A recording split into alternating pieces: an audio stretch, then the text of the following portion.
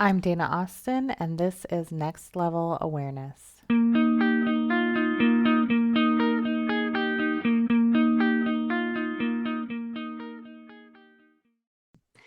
Hey, everybody, I'm Dana Austin, and you are listening to the Next Level Awareness podcast, where we talk about building businesses, boundaries, emotional intelligence, self awareness, and all other kinds of topics that you maybe haven't even thought of. So today I'm talking to Lori Marie with Divine 24, and she does astrological readings. You've got a podcast. Tell me all about what's Divine 24. So Divine 24 is basically under the umbrella of all things 24. So basically, my work under Divine 24 is everything metaphysical, spiritual. I coach people through into self-awareness through the catalyst of astrology. And when I do my readings or my coaching sessions, the astrology opens up the communication because astrology is pretty on point when you have like the accurate birth information. So long story short, that allows people's energy to open up, and then that is when spirit comes through and my intuition kind of comes into play, and I'm able to really tap into the messages that go along with it. And I like to give tools to my clients when I go through their charts and when I see how the cosmos are affecting them. And then it leads into the next 6 months, the next year, and I record it, and then they come back, and a year later they'll say, yeah, you told me blah blah blah. And I was like, I did. And it's because I get into a channeled state where I'm just saying the first thing that comes through. Yeah. And that's literally how you know if you're getting a reading from somebody, that it's authentic. If it just comes out, and they're not like trying to it doesn't sound perfect. It literally just kind of flows through. Yeah. That's advice to most people, because in this industry it's really hard to know who to trust and whatnot. But so Divine 24, my goal, as you stated in your introduction, is self-awareness. I Mhm. feel like self-awareness is key. Once people know self-awareness and they go within, because everything that happens outside of us comes from inside of us. So you were speaking prior to the podcast about being an Aquarius, Mhm. and how your thoughts, can kind of be all over the place, and you're an idea person, and so, but that means inwardly, that's how you are, and so it will project outwardly into your life outside of you. And so, teaching people, about things that just come natural to them, that they don't ever put words to or thoughts to, helps them start to know themselves. The first time I ever read my chart, I was 14 years old, and I was like, wow, that is me.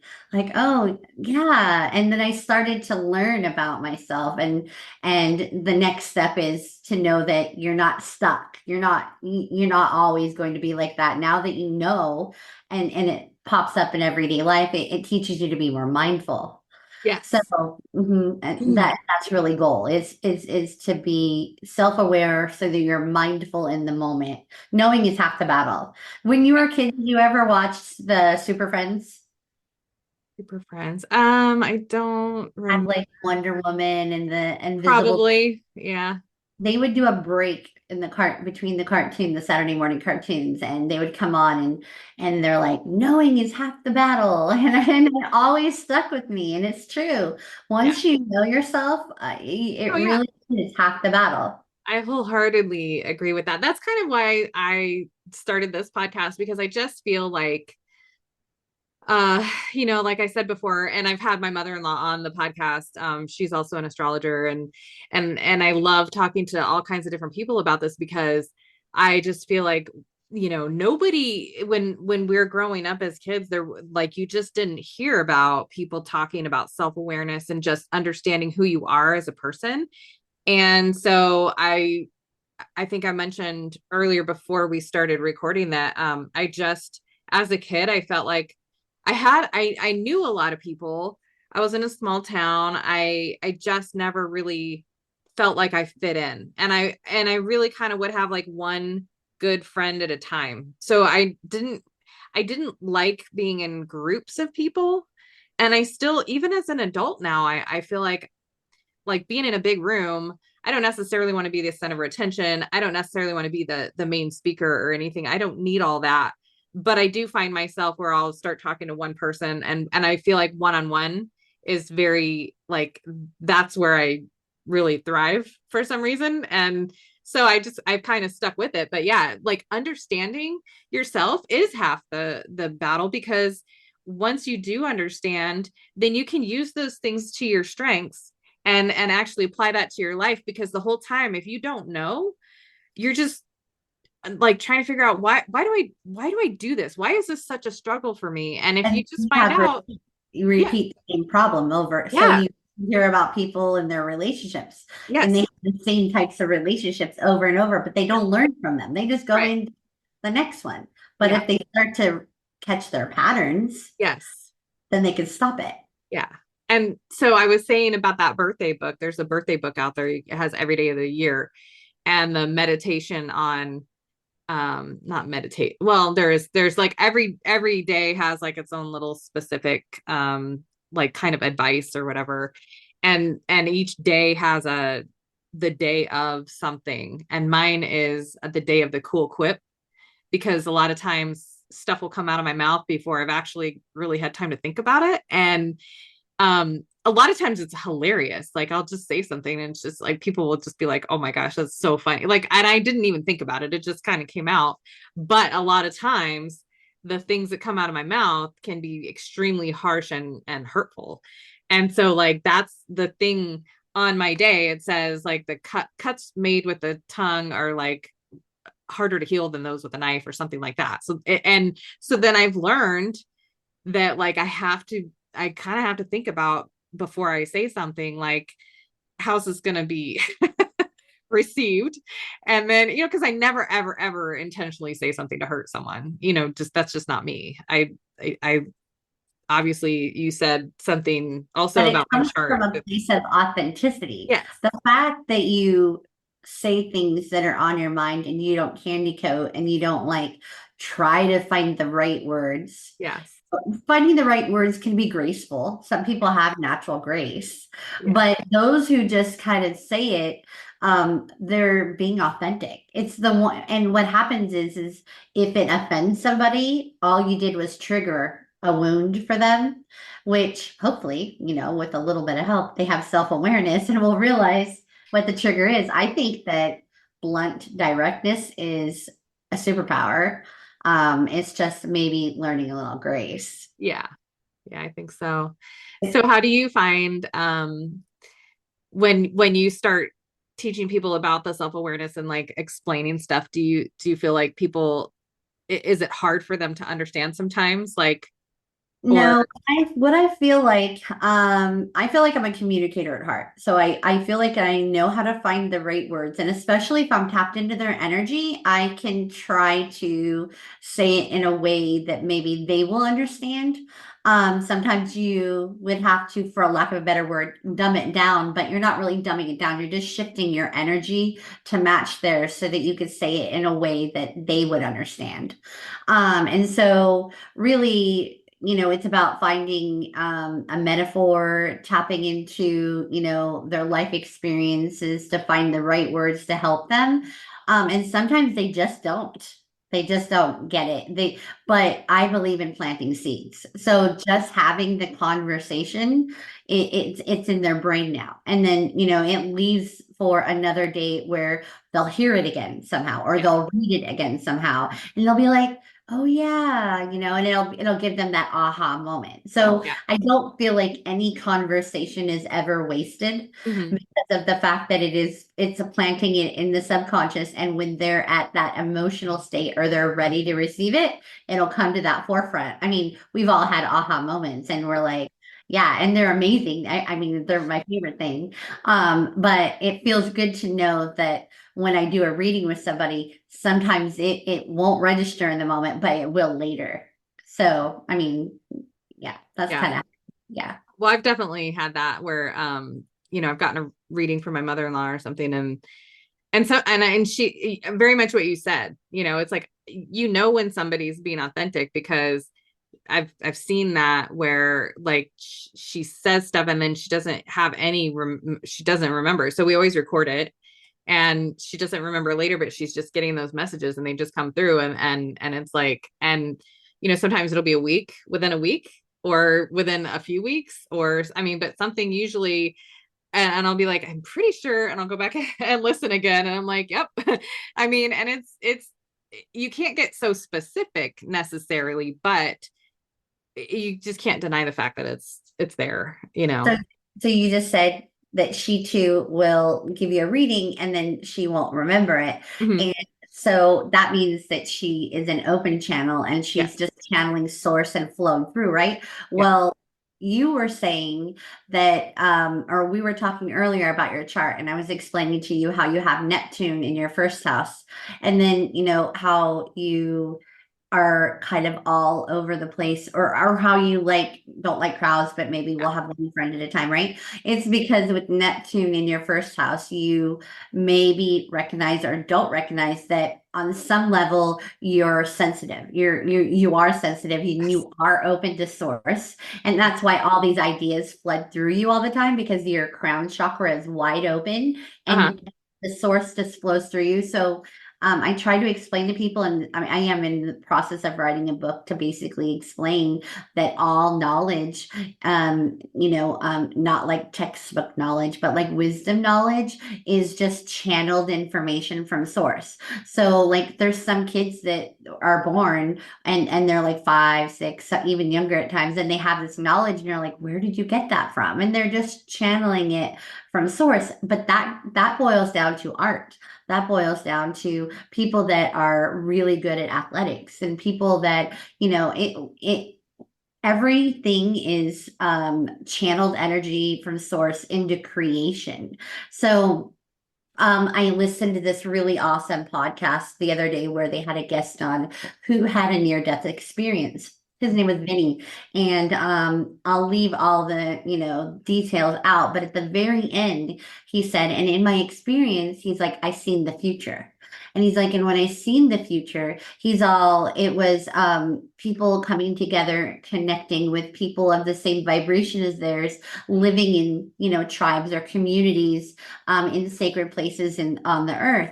He's like, but the difference between then and now is there was no consumerism. It wasn't about selling or buying or any type of consumption. It was all about creation. Mhm. And that was my aha moment when I felt that I suddenly realized literally everything that comes through us is channeled energy, and that's turns into creation. Like what we do with that knowledge is creation. So that kind of put me on the path of an upcoming podcast. Currently our podcast is Deep Thinker Society, and we have conversation based, kind of like you and I are doing, Uh-huh. having conversation based on our guests topics. But the new one that we're gonna put out is called Wisdom Beyond Time, and it's going to be story based, where basically anybody that comes on is sharing an isolated incident or incidents, that could be anything from a near death experience to an out of body experience, or even like a plant medicine ceremony where they gained information and knowledge outside of time and space. Okay. But the goal of that is so that when people are listening, they can gain it's like a catalyst. Yeah.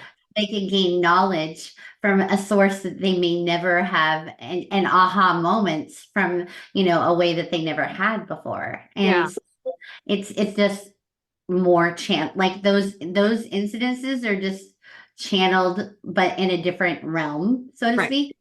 Yeah. And yeah, and so I feel like it's a way to get the message out to people that, like, we all have our unique way of, bringing that information through, and that it's important, and that connection is important. Yeah. Because I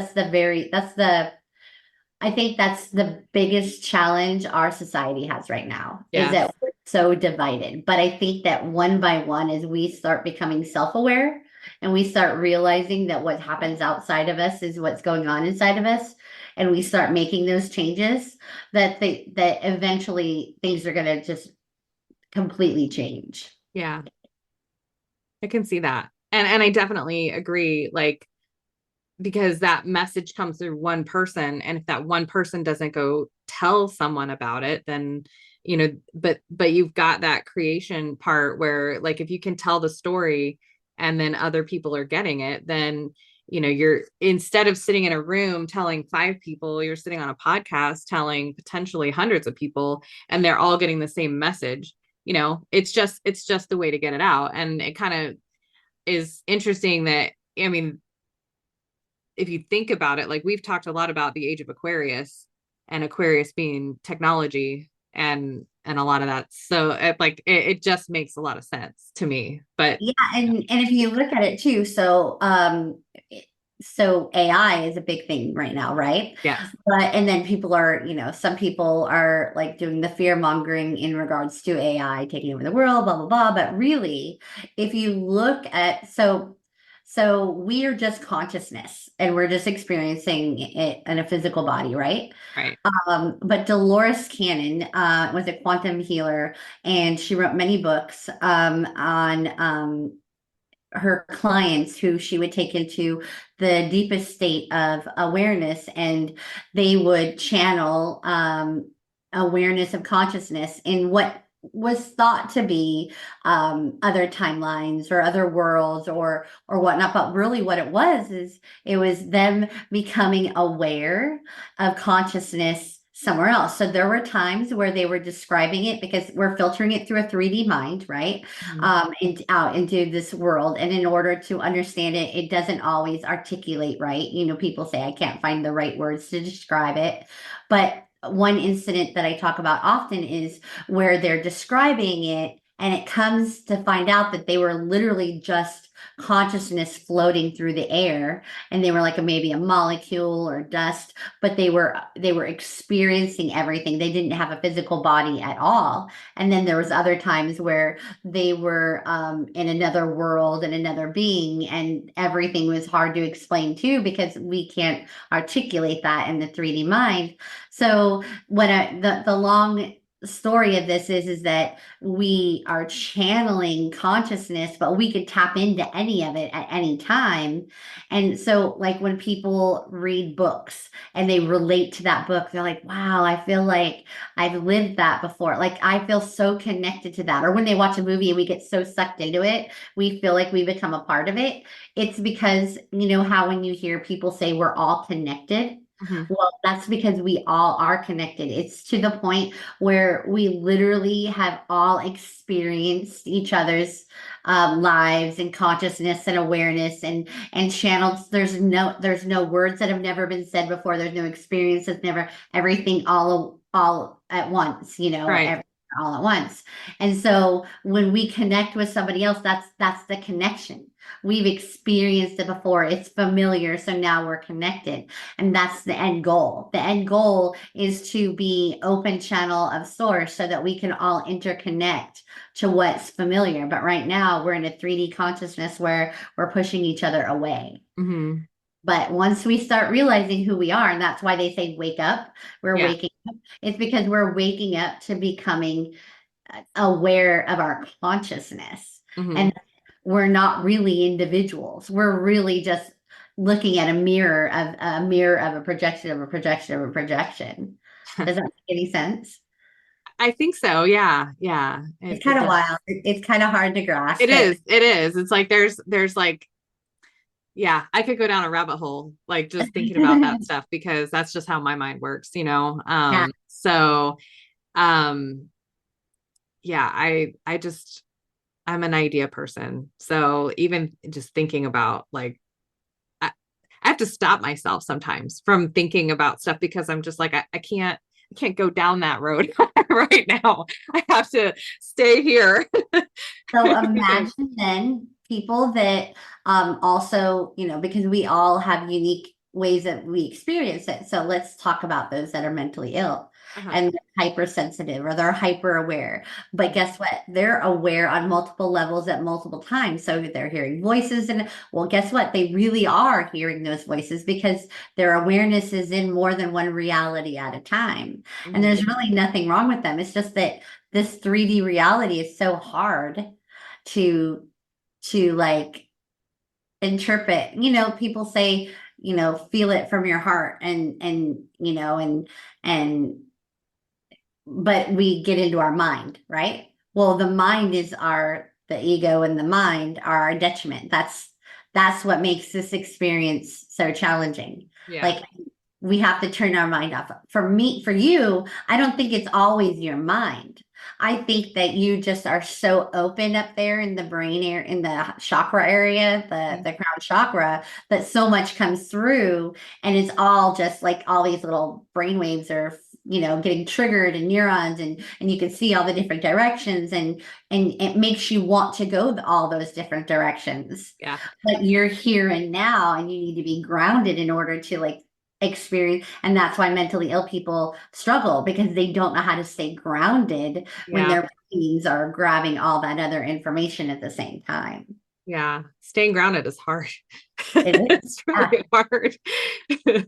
But, I mean, but that goes back to the self-awareness thing, is like, I've learned that about myself. And so, I have figured out, I got divorced from my first husband in 2013, and then I started doing a lot of work on myself with boundaries, because up to that point I had realized that I'd become very codependent, and I had a lack of boundaries to protect myself from other people, because I just you want so bad to help people who have been through something horrible or had a bad childhood or whatever. And then I had to realize, that like I had to not feel so bad about leaving, because I had to save myself. And it's not that that person was on purpose harming me. It was just the situation had become toxic because of our relationship to each other and the codependency and all of the other stuff that was going on. And it's like, you get to a certain point and you can't fix that, like, while Whereas you're if there were there. boundaries along the way, it might have played out differently. Maybe, yeah, Yeah. maybe, but I just didn't have anyone. I was very young when I moved away from home, and I moved a long way from home, and I just don't, like, I didn't really have a lot of good adult role models, I think, in my life at the time. And so I was watching all of these other people that were older than me in their relationships, and I was using their experiences as the kind of what not to do in a lot of cases. And Yeah. so, I mean, I learned a lot in a way. And then eventually I was like, okay, I've seen this person and this person and this person. They've seen their experience. If I don't change what I'm doing now, that's what's going to happen to me. And so I was like, the only way I knew to change it was just to get out. And so that's how and so I learned a lot of boundaries. And then I did a lot of, I learned a lot about myself in that time, just because, I had always been attached to someone. I mean, I went from living with my parents, living with him, and I never knew myself. Like, I never You even, did know yourself, then you went through the integration process where you right. started to integrate it into your life. And then you realize that you thought you learned everything, and then you have new things to learn all Oh yeah. over.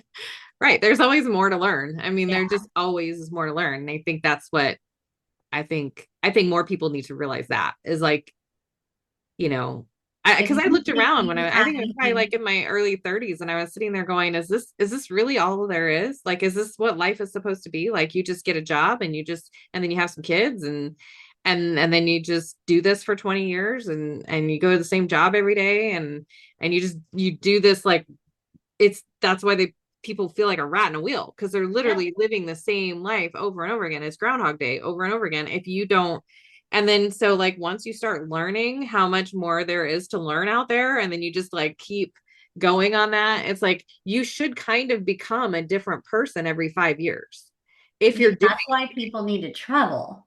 Yes. Because those who like stay in their hometown their whole life are the least likely to change Yeah. because they're in their comfort zone. You don't learn anything in your comfort zone. You learn everything out of your comfort zone. And I did a plant medicine ceremony in Tucson, Arizona.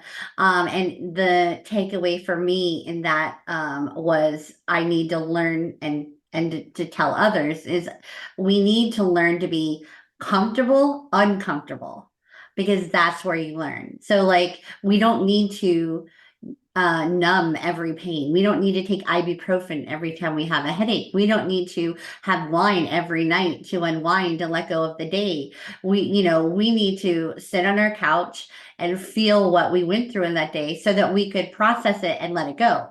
Yeah. Otherwise, when we go and we sit on our couch and we drink that glass of wine, we are holding on to the energy of the day. We're not letting it go. Mhm. And we didn't process it. And guess what? It's going to show up in a backache in a few weeks or a shoulder pain in a month. We need to learn to be uncomfortable so that we could feel, process, and let go. Yeah. That's, I would definitely agree with that.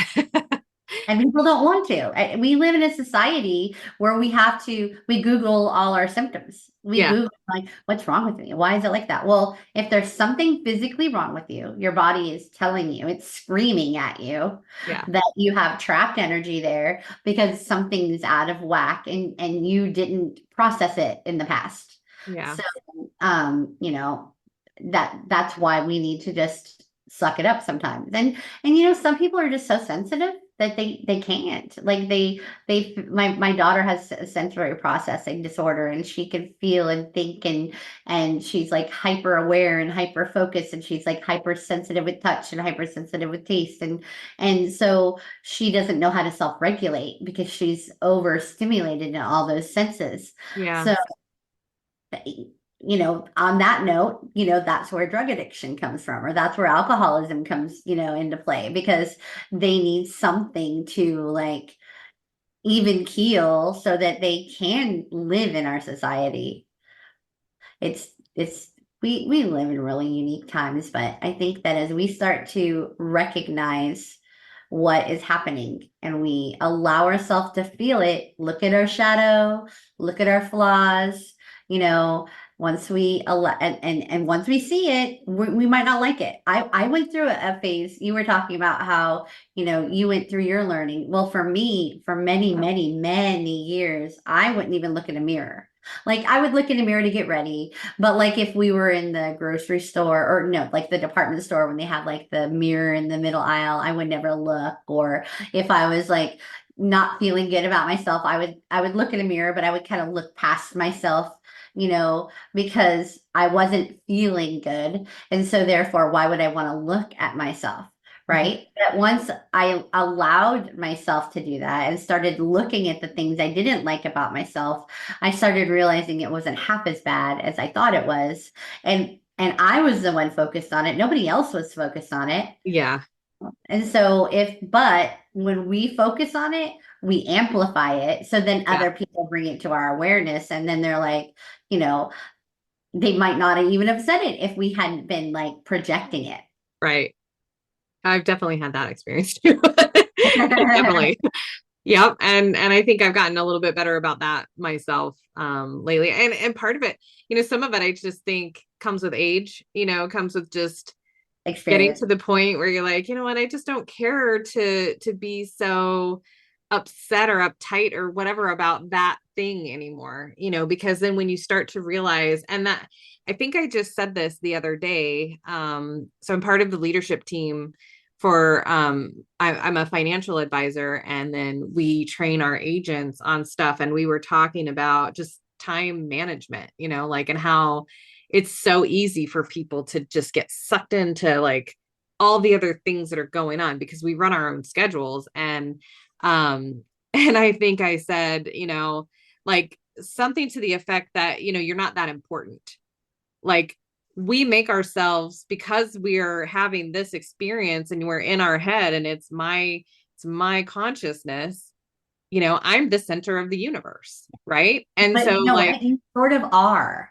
You Yes, scroll yes, far. yes. Yeah. But I just mean like in the idea of like in this case, we were talking Right. about somebody said, "Oh, but I have to talk to my family," and I probably waste a lot of time talking to these people all day. And it's like, yeah, well, so, what I realized is I went through some stuff a few years back where I was having to go get some acupuncture and massage and stuff like that. And when I walk in there, they're like, take off your watch, take off your phone, turn it off, put it in the corner. You're unplugged, for that entire hour, hour and a half, 2 hours, whatever it was. And then I would come back to my phone and I would always be like, oh my gosh, I have all these notifications, from all these things that were happening. And I was like, I realized that it was such a shock to me after an hour or two, because I never am detached from my phone for that long. So like over an hour, unless I'm doing a podcast or with a client or something like that, that phone's going off with notifications all day. And so I was talking to them. I was like, if your phone rings, there's only a few cases, like unless you have someone that you're, a child who's home alone or something, or and I have a friend who's got a kid with a medical problem. So like unless that's your situation, every other notification can be turned off. You're not that important to where like you're holding the world up because they need you right this second. Like you Yeah, don't no, need to it'll go on respond to without that you. stuff. Yeah. They'll be okay without you for a little bit. And it's like I finally realized that at one point. I'm just like, you know what? I don't have to answer the phone every time it rings. I don't have to respond to every text just like that. And our society right now, I've seen it with my kids. Just they're kind of like me, like my daughter for sure. Like if she was at work, she couldn't have her phone on her, and then her friends started giving her crap because she didn't answer within the time period that they thought was appropriate for her to answer their texts. And I'm like, what's wrong with us? Like we just think because we're so connected, that's and you just said it, like we're not actually as connected as we think, Yeah. and it's like really skewed if you think about it, because yes, we're connected by technology, but people don't get together as much in person as we used to. And we need to bring that back, Yeah. because it's great to have Zoom. It works awesome. We're able to do this and not have to rearrange our entire lives just to meet up to record a podcast, which is Right. amazing.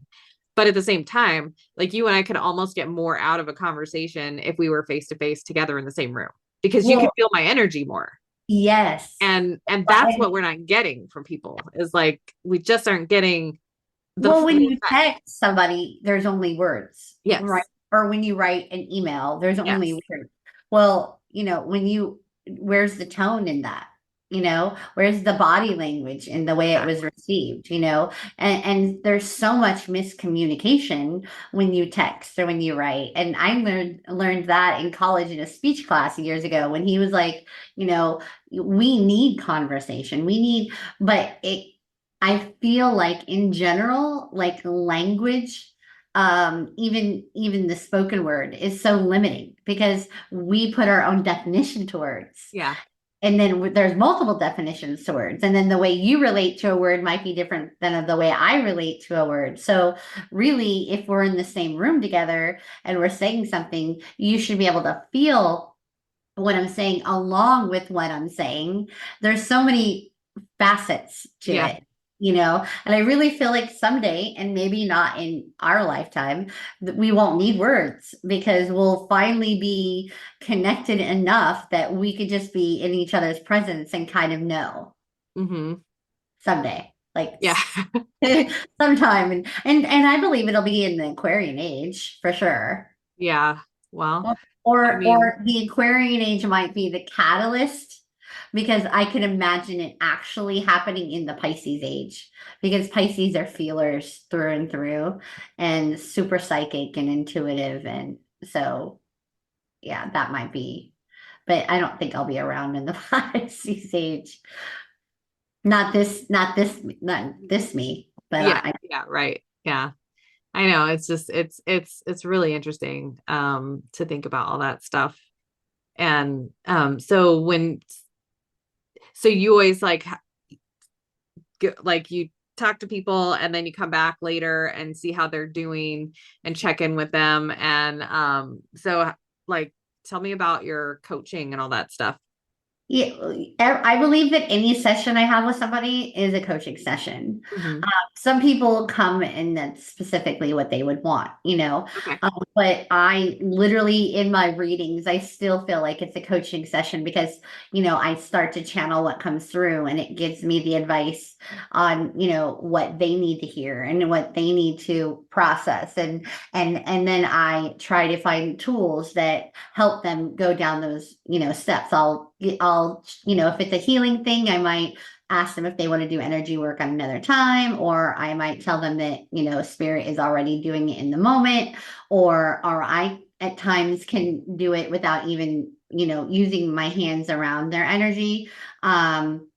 Or it's happening. It just depends on the situation. Because there are times where I'm sitting in a conversation, and just because I've been able to open up their energy centers and communicate with them, that's all their guides or spirit needed to do to be able to get in there and shift their energy. Uh-huh. Was they needed to open up. They needed to be open to it. And we live our days, like you just said, we get so busy and so wrapped up into the text messages and blah, blah, blah, blah, blah, right? That we are tuned out. And Mm-hmm. just sitting and having deep conversation is enough to tune you in because you're like you're listening, you're aware, you're receiving, you're open to receive. And that's what it takes. You need somebody to be open. Have you ever, I mean, well, maybe not because you're not a reader, but you might understand where you're sitting, you're talking to somebody and you're trying to like get them to um open up or like understand what you're saying, and it doesn't matter what you say or how you say it. They kind of Not stay getting it. stoic and their body language doesn't change, and it's because they aren't open to receive. And there's people, oh, the skeptics, people that are skeptic are the most closed, Oh yeah, and for sure. they'll come to the table and in their mind, nope, nope, nope, nope, Yeah, right? they're not gonna accept anything that you say because they already, but I mean, and that like makes me wonder why they're there in the first place. I mean, they must have gotten pushed to go there by someone or something. And but it's like to me, I go, okay, well, if you're open to go to something like this, you have to at least listen and see if they, like because I know people who are definitely not open-minded about stuff, but you're right. I mean, and maybe I'm not a reader, but I definitely have when I talk to people, my clients, when people come to me for financial help, I have to ask them certain questions. They have to open up. They have to like understand what I'm teaching them about their own personal financial situation. And sometimes they literally are just, they're like, they just The don't trick get it. is finding the tool that in the way that they process. So like that's why I use astrology because I know that when they look at the chart, they're not knowing what they're looking at, right? But I still use the tool because as I show them and I talk them through it, and it gives them something tangible to relate to, and then they're focused on it. And then they're open to receiving what I'm saying because I'm having them focus on it, right? Okay. They might not really comprehend it, but they're focused on it. They're seeing, they're following it. And then they're listening to the keywords because that's all that really matters. And they're, oh, that rings a bell. Oh, that makes sense. Yeah.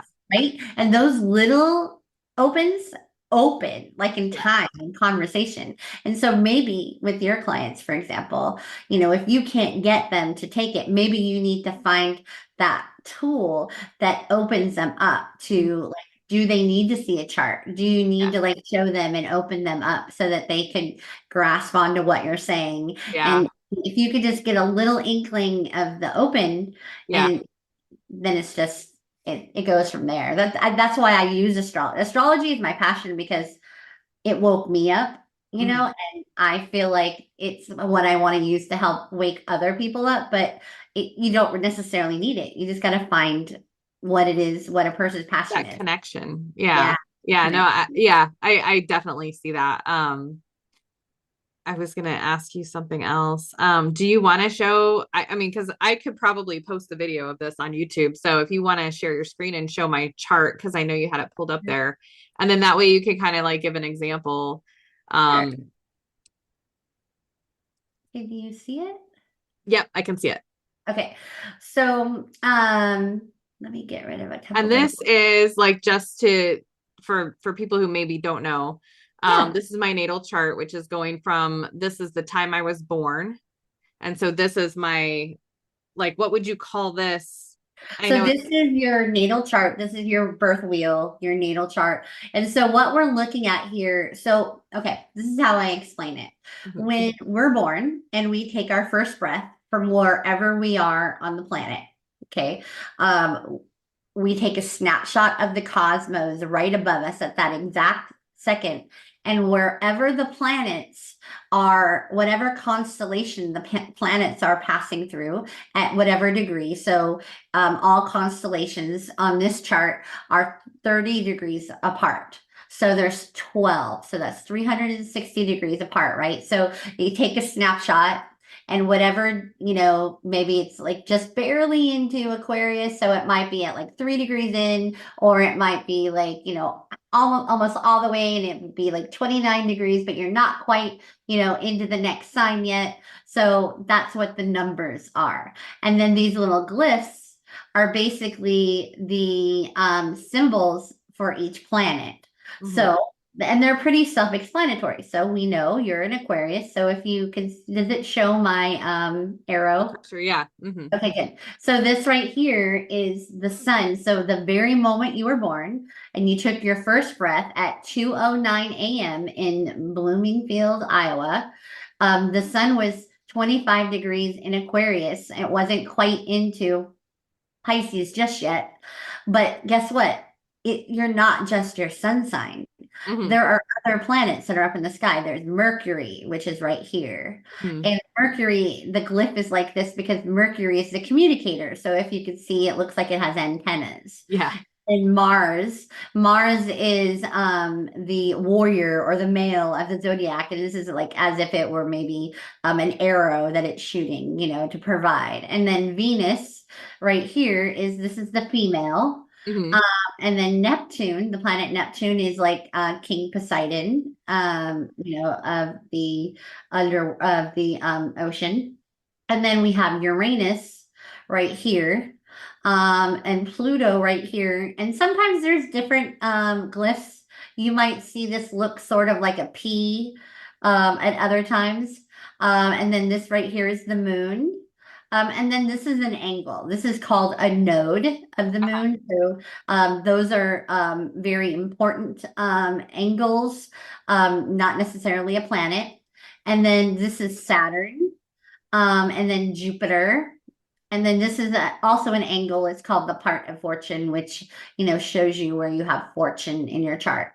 So as they take a snapshot of the cosmos and you can see where all the planets are, then it gets placed in this wheel. So on the horizon where the sun was at that moment, the horizon, or not the sun, I'm sorry. So you were in Iowa, and then on the horizon to the east was Sagittarius. It was coming up above the horizon, right? At Yeah. about 5 degrees. Mhm. And so that means this is the beginning of your first house, Sagittarius. So each house represents an area of your life. And wherever those planets fall at that time, that's where they're going to affect your life. So the first house is your physical self or your persona. So if somebody maybe were to guess your sign, they may potentially guess it to be your first house. The second house is money, wealth, moral values. The third house is communication, community, siblings, local travel. The fourth house is home or inner self, and family, like immediate family.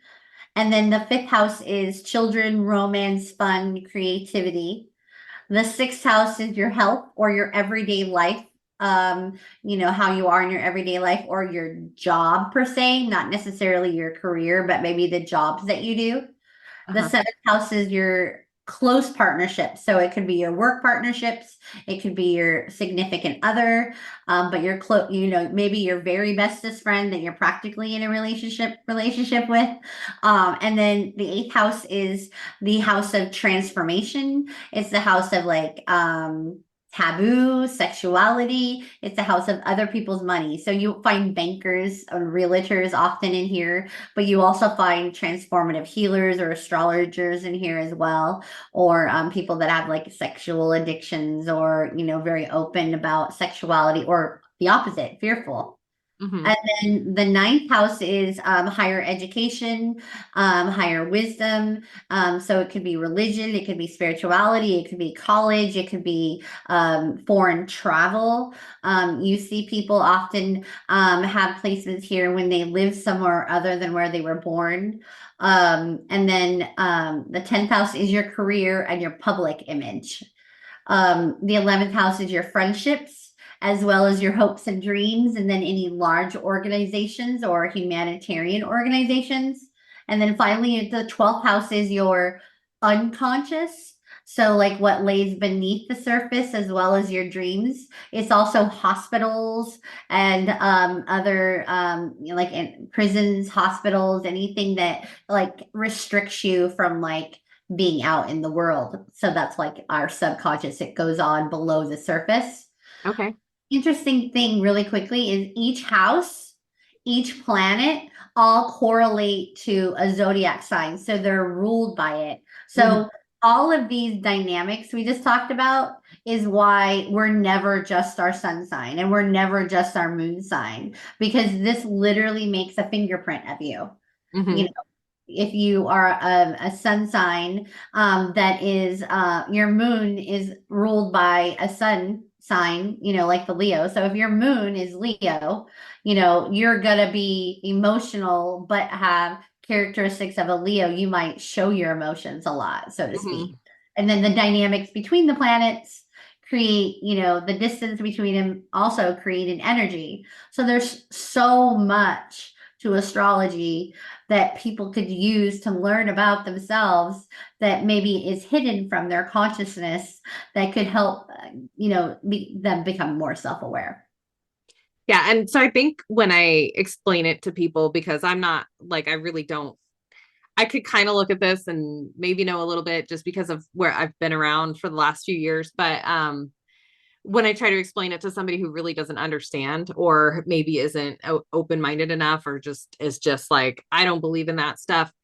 And I try to say, like, it's actually very scientific if you think about it, because some people think it's just ideas and fooey, True. right? Yeah, yeah. But it's like, you're actually looking at, because, and the reason I try to explain it to them this way is just because we understand we have gravity here, right? Every planet has its own gravitational pull, and that you can find on anything, any science show about planets, right? They talk about, they have, all the planets have their own moons, some have more than others, and they talk about their gravitational pull. And if you think about that, like, it makes sense that every single different planet would have a different effect on every single person if you're basing it on where you were at the time you were born. And I know that, like there's I just, to me, that's what kind of made me come around and go, okay, well, now I understand the bigger Well, picture of it. our Earth is like that. If you think about it, we have people born in different countries within the Earth. So if we looked at each country as if it were a planet, Yeah. and the people that come from, the United States maybe looked at like a moon sign, or our moon for Mhm. emotions, or Uranus for freedom, because other countries look at us like we have this freedom that we don't really technically have. Right. So it would be similar to that as well. It would make sense. The way you're explaining makes sense, because when we say people come from Africa, we might assume that they're used to really hot weather and jungle animals, and and so they live maybe more in survival mode or something of that nature, and that's why they behave the way they behave. So yeah, it makes a lot of sense. I get that. Yeah. So I know, I know that I am an Aquarius moon, Aquarius sun, sorry, a Virgo moon, and Sag rising. And like, Those are what's the other? So, most you can get a lot out of, just for anybody who's listening to any horoscopes out there. Listen to the three you just said. Find out your sun sign, find out your moon sign, and find out your rising sign or your ascendant. And if you don't know it, just go to astro.com, plug in your birth information, be sure that you have your birth time pretty accurate. The moon moves fairly quickly and changes quickly, so you need your birth time accurately too. And then when you listen to any of those horoscopes, you can listen to the one that is your moon sign, your rising sign, or your sun sign, and all of them on some level are going to apply to you.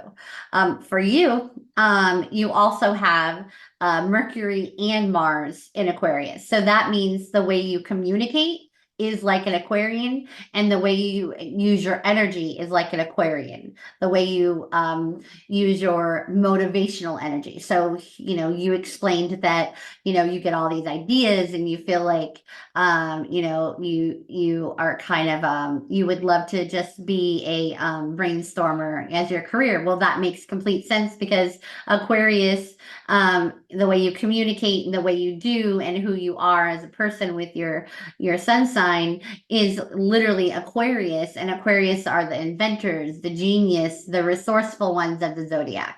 But your moon, which is your emotions, is in Virgo, and they are the workaholics and the perfectionists. And they are idea people too, but they're a little more precise, and they have a healthy balance of skepticism, where Aquarians, they're open. Like, they're like open doors. And if you tell them that the sky really is pink, and it's because of blah, blah, blah, blah, they'll take that in and they'll at least think about it. It maybe it is that, but Virgos won't. They'll go logically. So that gives you a healthy balance a little bit in there to kind of like, bring you down to reality a little bit. Yeah. And then so you have Neptune, which is the planet of it could be delusions, illusions, creativity in your first house in Sagittarius. So I mean, you're not, but I could imagine you creatively teaching, and you did say that you have clients that you train, and but finding that creative niche would really do them well, because it would do you well, because you would thrive in a creative sort of self-expression, so to speak. Your Venus is in Capricorn. And so you were saying before about how you talk. And this is also the Virgo moon. It has that there as well, where sometimes you say things and there isn't a filter and you're not trying to hurt anybody's feelings. That's so Capricorn. Like, Capricorns have no filter. Virgos don't really have filters either, but they're a little more worried about what other people think. And so they may stop themselves at times from saying things because they know that it's going to come off wrong. But Capricorns, they just don't care. Like, they say what comes through, and you have it around the heart. You have it around with your love life. You have it around money, because Venus is not just love. Venus is love and money. Okay. And so therefore, you're probably really good with money. So you're in the perfect field. It's in your second house of money. Makes sense that everything you do. But because it's in Capricorn, they love to climb the ladder. So you're ambitious, you have goals, and you like to achieve them. And you're not going to stop, because somebody else is being a little sensitive today as you try to reach your goal, if that makes any sense. Yeah, totally makes sense. Definitely. I definitely have goals. And I definitely feel like I'm climbing a ladder. So that fits perfectly. Yeah. Uranus, the planet of change, is in your 12th house. And that, Uranus is associated with Aquarius. And the Aquarius is also the rebel of the zodiac. They are rebellious. They just, if the parent says it, they want to do the opposite. It's just their nature. Yeah. And so you have it in the 12th house of the unconscious. So you kind of revolt in your own ways when you see injustice. So that's what I've learned. And you also have it in Scorpio. So like you feel injustice like on an intense level. You might investigate things in order to like really, see like behind the scenes investigation so that you could kind of like make a change in your own way. Then you have Pluto in your house of career. Pluto is transformative. Pluto is the one that will self destruct to build itself back up. And in your 10th house, your life, your career is going to be your life. And that's what's going to it's going to be the catalyst that transforms you.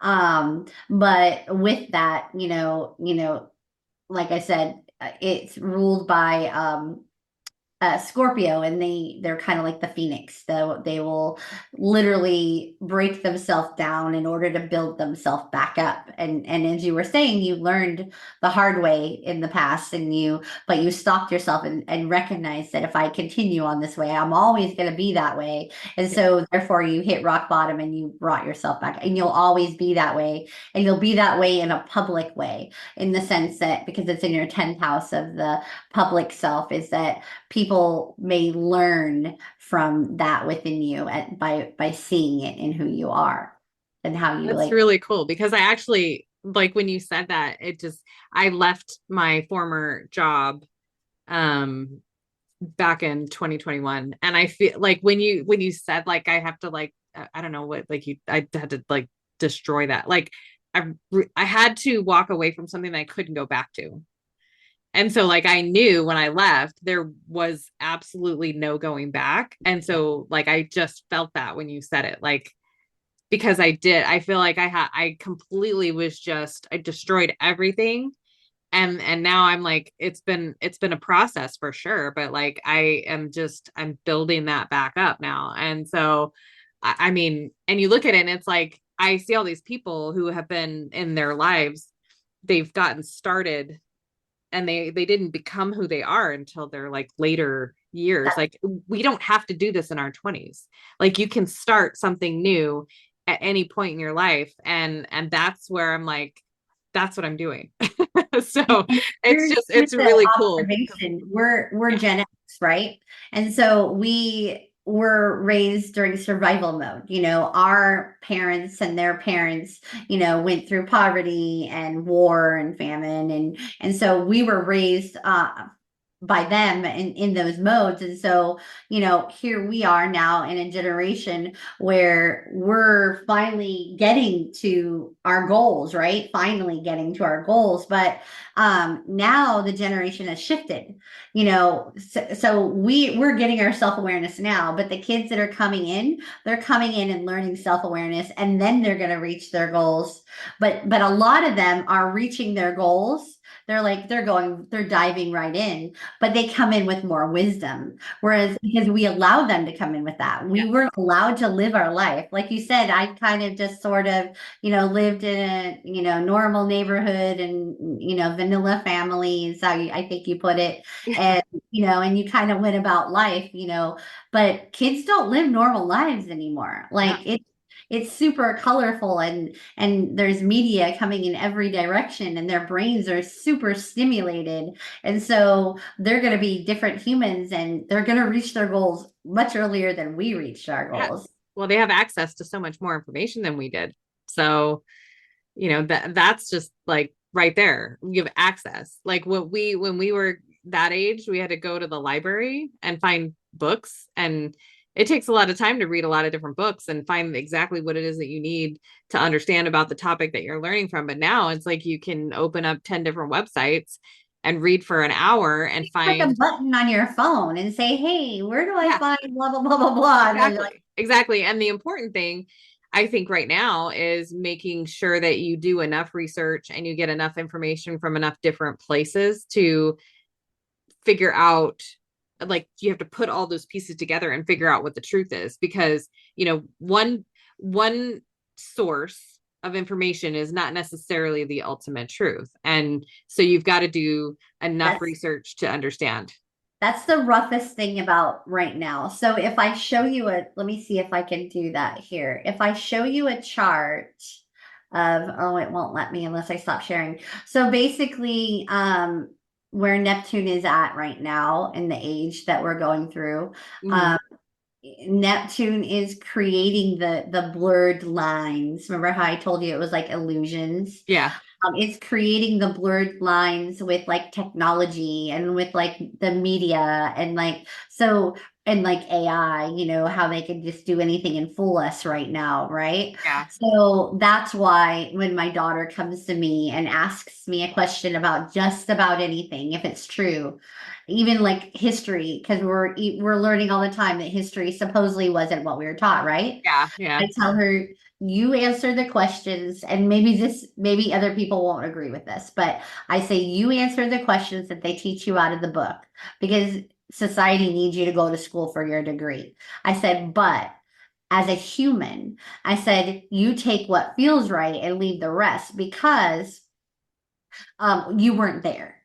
Unless you're ever there and you ever hear it or see it for yourself, you never really know. That goes with religion, that goes with history, that goes with what you hear down the street, that goes with anything you hear.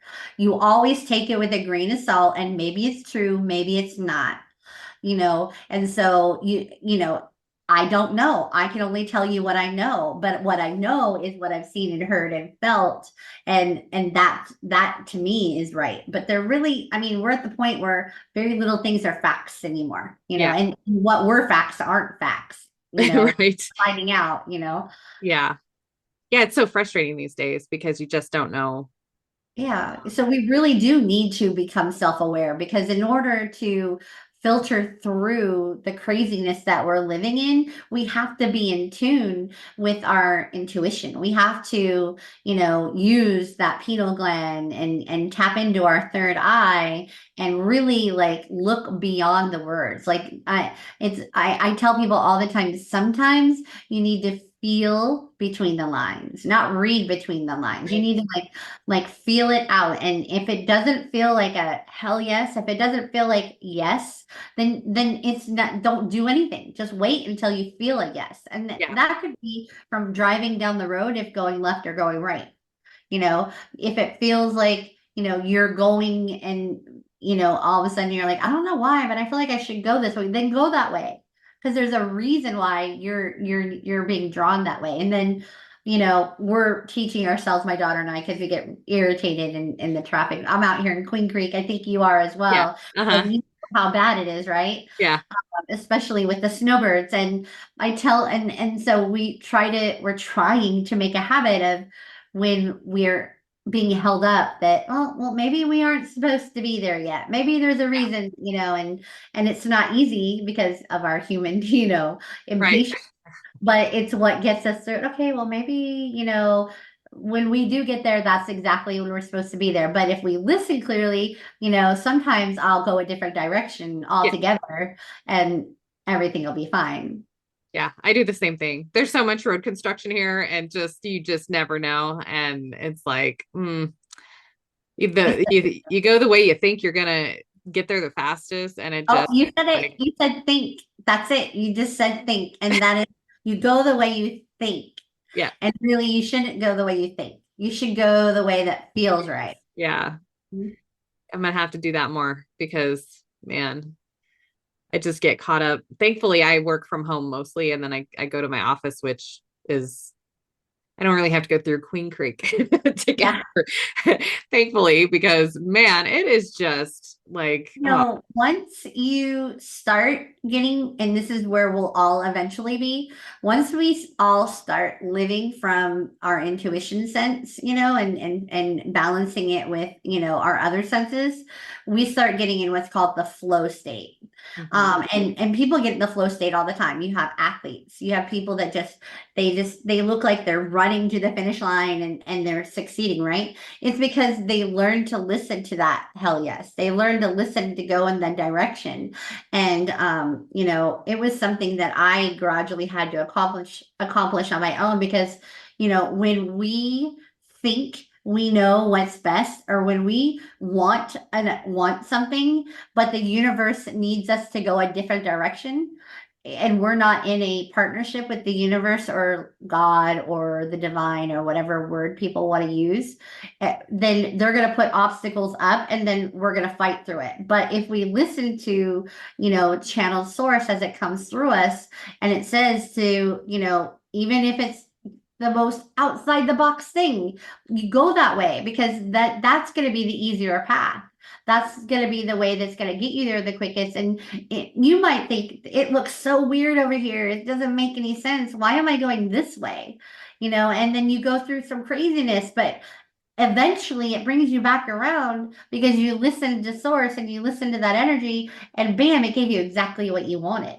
And I kid you not, I know that I've been in the flow state for about a year and a half, 2 years now, because I'll walk up to timers right when they go off. I'll open my laundry room right when the buzzer goes off. Yeah. I will pull up to the light right when it turns green. And it's uncanny. It's like, and then when my daughter's with me, she looks at me and she's like, I know, mom. She's like, it's mom timing. I tell her it's mom timing instead of the time. She's like, it's mom. And I said it's because I listen to my intuition. I said, and I just go with, and some people look down on that. Some people are like, it's woo woo. What do you mean you follow your intuition? Yeah. And I think, one of the words that has come up for me a lot is synchronicity. And so like, I think I don't, maybe not in the same way, but I really am trying to get into that state because I have, like, the last year and a half for me, like, I've been thinking way too much, thinking and thinking. And like, I just feel I should have trusted my gut and just felt and trusted what I was feeling instead of overthinking it and fighting against it. And I mean, like you just said it, like I was struggling with some stuff for a long time, and I just like, there comes a point and you just give up and you're like, okay, fine, I gotta go with it because I just can't fight this anymore. And ever since then, like it's just, especially in the last like week and a half, 2 weeks, it's just been like everything is going my way for some reason. And it's just like, yeah. So I'm trying to just, and I'll even say, like, sometimes when I have one of those ideas, it's like, I don't even know where this came from, but this is what it is, and I'll just put it out there. And I try to just like, I just say stuff because it's in my head and I've got to get it out and I've got to tell somebody and I've got to talk it through. And sometimes, it doesn't really work out right, but it's like, there's a reason. You might have planted a seed for somebody else just by saying it. Yeah. You could have potentially given somebody else an aha moment and that's why brainstorming is so fun, because you can see something that can make them think something, which could make you think something, and then it turned into like nothing either one of you imagined. Yeah. But what you're saying is, how you find yourself thinking too much. And that is why, I'm out here in Johnson Ranch and Queen Creek, and the kids out here, find themselves in trouble all the time, and there's not enough for them to do. And then you have the senior community, the snowbirds, and then they don't have enough to do. And I'm all about, getting in tune with that spot. And during COVID, when the world was insane, I found two things. Inadvertently, I was guided to nature, and I was guided to coloring.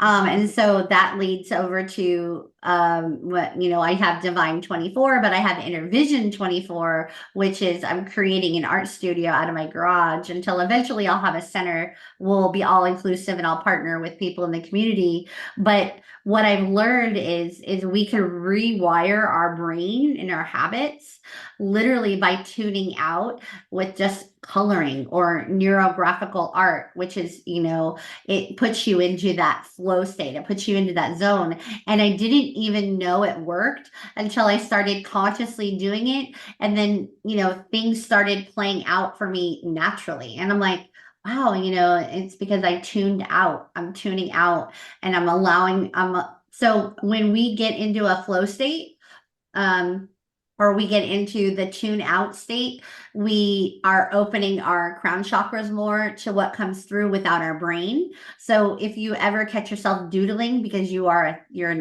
brain's always going, right? But if you catch yourself doodling, that's your brain's way of trying to collaborate into a mindful state. It's trying to bring you to a mindful state. So what I do now is Saturday morning or whenever I have a free time, or Sunday morning, I sit in my chair with my coffee and I do art.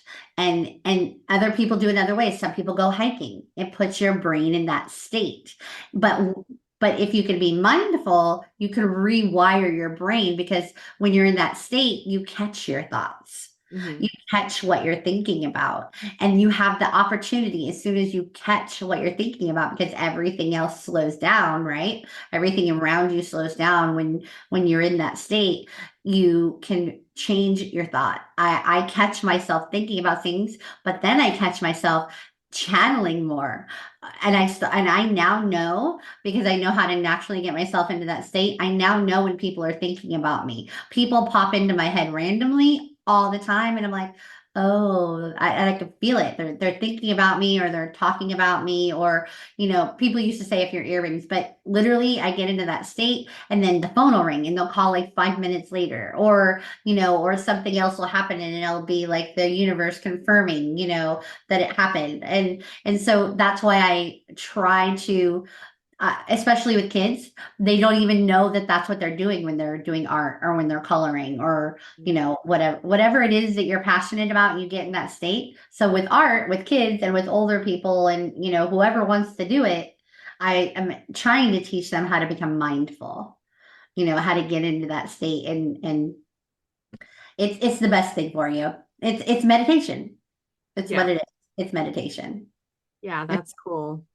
Well, I really hate to end this, but I don't want it to go on forever, and I want to be mindful of your time. So, tell me how people get in touch with you. Do they get readings? I mean, like, do they come to your house? Do you do Zoom readings? Like, how do people get a hold of you?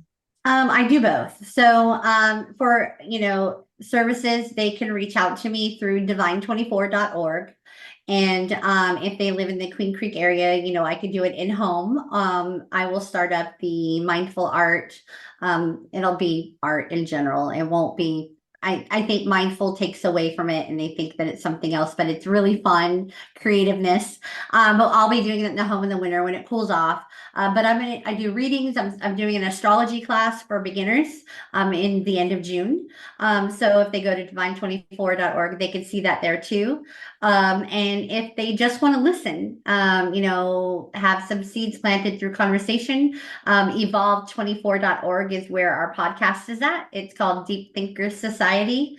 And then we are looking for guests for season 2. So if you have a topic you're passionate about, jump online, and fill out the guest form. And then also we're looking for guests for wisdom beyond time. So anybody who's had a near-death experience, maybe they've had shamanic journeying, or maybe plant medicine ceremony, or out-of-body experiences, or anything where they were outside of time and space and experienced wisdom and have a story to share. We're looking for those stories so that other people can learn from them. Awesome. Well, thank you so much for chatting with me today, and hopefully everybody subscribes and follows you, and however they need to get in touch with you. So thank Yeah, you. thank you for having me on. I really enjoyed this. I hope we can do it again.